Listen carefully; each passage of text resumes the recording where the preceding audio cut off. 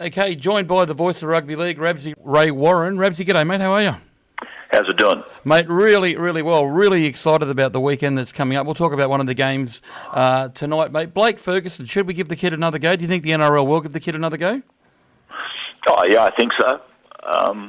He's had a couple of chances, and I noticed that yesterday the judge got it right.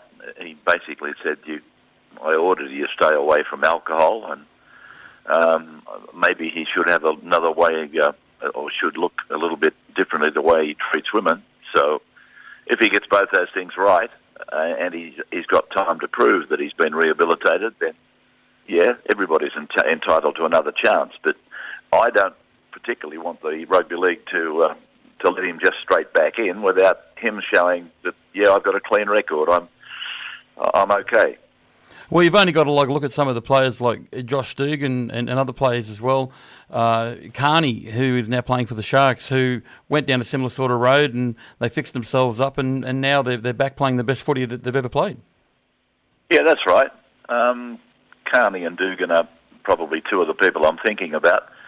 Jake Friend was off the rails, but he's back on the rails. So, I think given time and given rehabilitation or given help, whatever you want to use, whichever word, doesn't matter, help or rehabilitation, he might look like he's a lost soul, but I think he can be brought back to earth by the right counsel.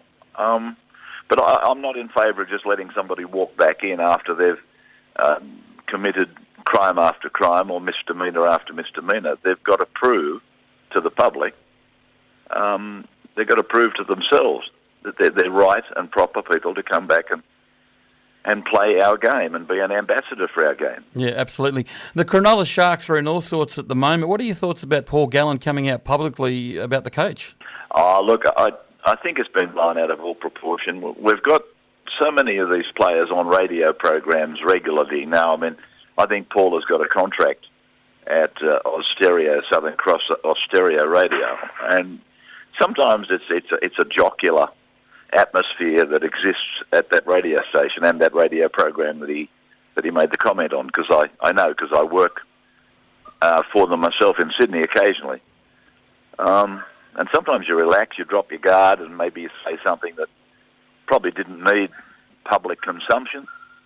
But the fact of the matter is that Sharpie made it clear that he didn't really want the job, and I can imagine Sharpie saying that because... You've spoken to me in previous weeks about who you think is going to be in the grand final. Tonight, both those teams are coming up against each other at Brookvale Oval, and you're going to call it. Is this possibly like a full dress rehearsal to what we're going to see come grand final time in October? Well, probably not a full dress rehearsal, but you are right. These are the two sides that I said at the start of the year. I think we're in for a repeat dose of last year's grand final, and they've been rostered to meet twice this year. Manly won in round 4, 8-0. Glenn Stewart is out, Anthony Watmoe is out, so they're reduced a little bit there with some power. But in that match, by the way, when Manly won in round 4, Brett Stewart didn't play, and neither did George Tafua play, and Glenn Stewart only played for 20 minutes before Jared Waerea-Hargreaves took him out. So it'll be a wonderful game. I don't know that the result tonight will necessarily make that team the favourite to win the grand final, because at Brookvale, the Roosters have got a shocking record. I can't exactly remember it, but it's about they win 1 in 3 or 1 in 4 at Brookvale. So maybe tonight will be Manly's turn, but that doesn't mean I'm saying that they'll win the grand final. But these are the two teams I think will be there. I think any team at the moment would probably tell you that the hardest away game is Brookvale Oval. Yeah, well, that's why it's called the Fortress. And their record this year has been very, very good. I just haven't got the figures in front of me, but I think they've won their last 5 there, and I think they've won 7 of their last 8 at home. So, you don't want to play Manly at Brookvale. You'd rather play them on neutral turf. Having said that, though, it'll be a wonderful game.